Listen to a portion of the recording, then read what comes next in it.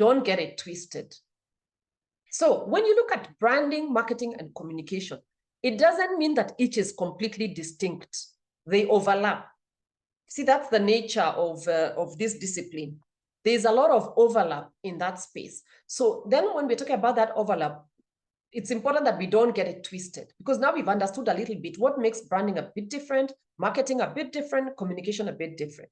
So when we talk about this, we now know that we believe in our ability to create brands. If you understand all these concepts, then you're good to go. You now trust the process of growing a brand, and you have complete faith in the way in which you do it.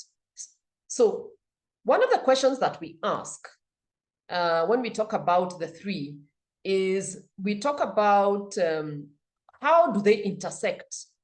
Where do they overlap? Where do they intersect? It begins with a brand.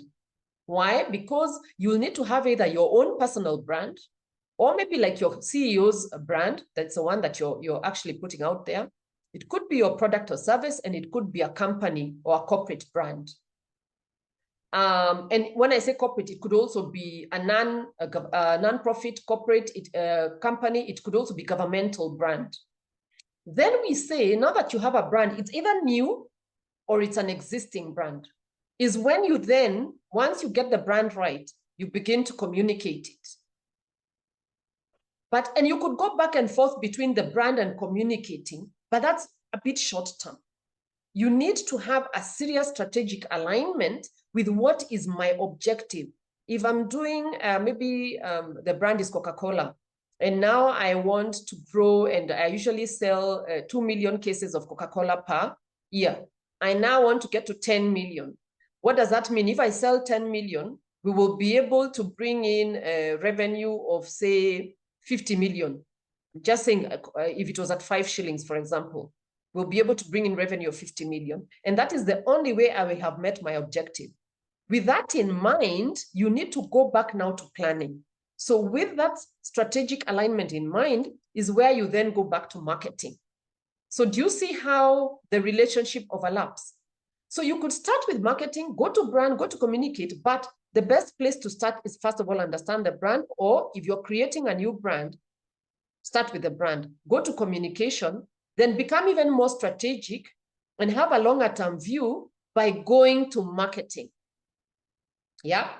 So now the other thing we talk about, so that we're talking about, don't get it twisted. So overlapping relationship, circular relationship. It's continuous. What does that mean? It doesn't mean you can only start at brand and not go around. Once you've established it, these are now established, maybe it's your personal brand, it's a corporate brand, it's a product brand, a service. It becomes continuous, but where do you start? Because that's what's one of the things that most people get a bit confused about. They're like, man, where do I start? Where do I start with this thing? So in most cases, if it is an existing brand, you start with the strategy. You start with the planning, you start with the strategic alignment. Then you go back again to the brand. With that in mind, now that we've planned, we've seen what it is we need to do long term. What changes do we need to make to this brand? Or what do we need to do with our brand in order to meet our marketing objectives? It is only once you're sure about that, that you begin to communicate to your target audience. I find a lot of people jump to communicating.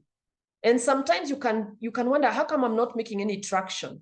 It's because maybe you started at the end, not at the beginning. Yes, of course, you have to start with the end in mind, but start at the beginning. Now, if it is a new space, it's best to start with your strategy. So start with your branding strategy, yeah? Because it's new, it doesn't exist. Start with creating this brand. What will it look like? What will it feel like? You know, who is the target market that we're going to be talking to? What do they want? Is there a gap? Then later, you can then think broader. Do we need to segment that market? Remember all what we discussed in the earlier slides around marketing. Then after that, because now you're sure who you're targeting, which part of the market you've segmented, that the brand is going to be able to meet the needs of that target market, that your competitors, you're putting out there is competitive enough that in the space in which you're playing, if you're playing in the drinks market, or if you're playing, let's say, for example, in the shall we say, hot beverage market, tea, coffee, or is it in the hard drinks, maybe whiskeys, beers, or are you playing in the children's product market? Maybe you have a Pampers out there, or diapers out there. Sorry, Pampers is a brand. So it's only then, because that's now the thinking, is that when you're now ready to communicate. So this is another way of thinking about that relationship of brand marketing and communication.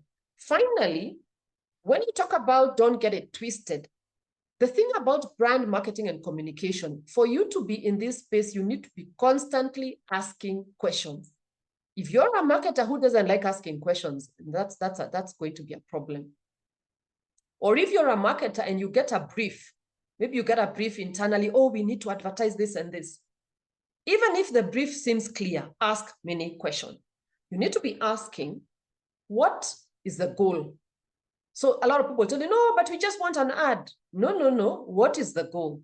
What are we trying to achieve as an organization? And why? What is the strategy? What strategy are we going to use? What is the brand strategy we're going to use?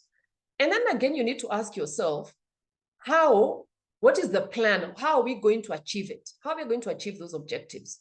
When is the best timing for us to do this? Yeah, it could be that it's a brand that targets a cold season, especially in markets which are very seasonal. If you bring in that product or that brand in the wrong season, you're cooked. Then you need to be asking yourself, who are we talking to then? Who's the target audience? So you're constantly asking questions, which is why whenever you have a meeting with marketers, there's one thing they do very well is to ask a lot of questions. For a non-marketer, that can be a bit of a problem, but that's the way marketing is. Then you need to ask yourself a lot of questions like, what is the best channel for us to use to communicate?